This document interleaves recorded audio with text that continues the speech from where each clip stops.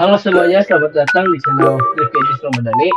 Hari ini kita akan membahas sebuah kebijakan yang menjadi tonggak penting dalam tata kelola ruang di Indonesia, yaitu One Map Policy atau kebijakan satu kota.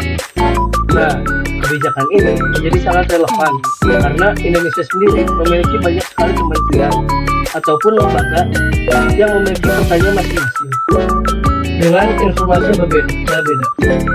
Nah, One Map Policy ini bertujuan untuk menyelaraskan semua data agar tidak ada data yang tumpang tindih dalam perencanaan dan pelaksanaan pembangunan.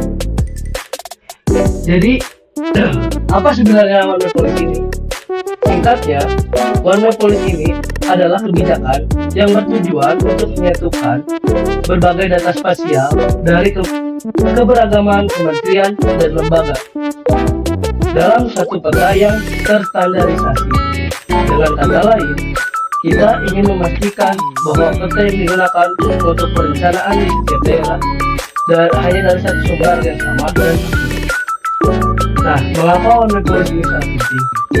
Teman-teman bisa bayangkan, jika ada banyak sekali peta dengan informasi yang berbeda-beda, hal ini menyebabkan datanya yang tumpang tindih dan akan terjadi konflik tata ruang. Dengan adanya One Map Policy ini, semua data akan menjadi seragam dan terintegrasi.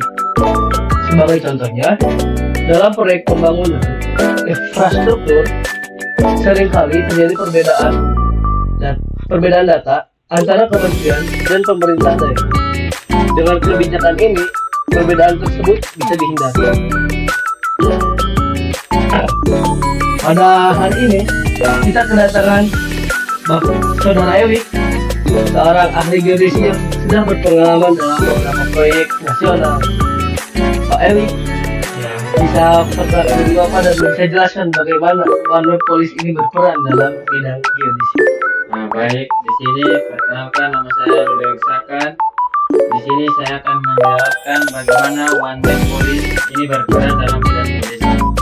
Tentu One Map Policy ini sangat penting karena geodesi data sangat krusial. Dengan adanya data referensi, kita bisa memastikan bahwa koordinat dan data spasial yang digunakan dalam proyek pembangunan infrastruktur dan konservasi itu akurat dan konsisten. Selain itu, ini juga membantu dalam pemantauan perubahan lahan dan pengelolaan sumber daya alam. Nah, saya rasa ini menjadi salah satu aspek yang seringkali kita lupakan dari perhatian masyarakat umum. Padahal, tanpa peta yang akurat, banyak proyek-proyek besar akan menjadi terhambat, bahkan beresiko untuk terjadi kegagalan. Lalu, apa manfaat dari kebijakan ini bagi masyarakat dan pemerintah? Salah satu manfaat terbesar adalah perencanaan yang manual yang lebih terstruktur dan koordinasi. Dengan data yang sama, setiap instansi tentu bisa bekerja sama dan lebih efektif. Misalnya, pembangunan jalan atau bendungan yang melibatkan banyak pihak bisa berjalan lebih cepat karena tidak ada. Jadi manfaatnya banyak, mulai dari perencanaan tata ruang yang lebih baik, konflik lahan, hingga efisiensi dan infrastruktur. Namun ada tantangan juga, seperti gagasan pemasaran dari berbagai orang dan tantangan dalam verifikasi dan kualitas layanan. Betul sekali, integrasi data ini memang tidak mudah, tetapi dengan adanya kolaborasi dan kuat, tantangan tersebut pasti bisa diatasi. Mungkin contoh nyata kita bisa lihat di Kabupaten Majalengka, di mana One Map Policy ini membantu untuk mempercepat perencanaan infrastruktur dan mencegah sengketa lahan. Di Majalengka sendiri banyak sekali proyek pembangunan, jalanan, dan kawasan industri yang berjalan lancar karena tidak ada lagi perbedaan data antara pemerintah daerah dan masyarakat. Data spasial yang terintegrasi memudahkan identifikasi area yang sesuai untuk pembangunan sehingga proyek dapat dilaksanakan dengan lebih matang. Selain itu, program ini juga berperan penting dalam pengelolaan lahan pertanian dan konservasi. Dengan peta yang akurat tentunya, pemerintah bisa lebih mudah untuk mengelola pertanian, kawasan lindung, dan area pemukiman. Nah, menurut saudara Ewi sendiri, gimana sih pendapatnya tentang dampak langsung dari implementasi One Map Policy ini terhadap masyarakat lokal? Masyarakat lokal merasakan dampaknya dalam bentuk kepastian lahan dan pengembangan politik agraria. Mereka lebih mudah mendapatkan standar yang memiliki atau ditetapkan. Benar sekali.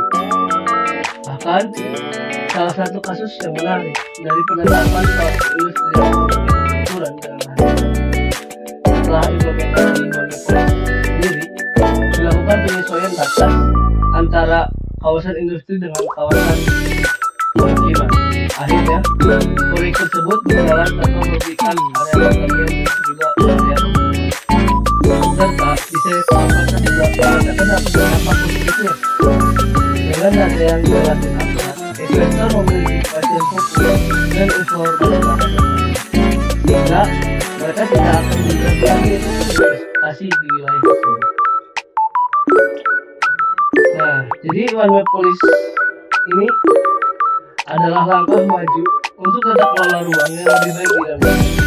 Kebijakan ini bukan hanya urusan dari pemerintahan, tapi juga berdampak pada masyarakat luas. Nah, maka dari itu kita harus mendukung implementasi dari One Map Policy ini agar pembangunan berjalan dengan lancar dan berkelanjutan. Itu saja dari inti dari video ini.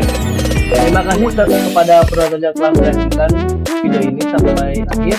Sampai jumpa di video berikutnya.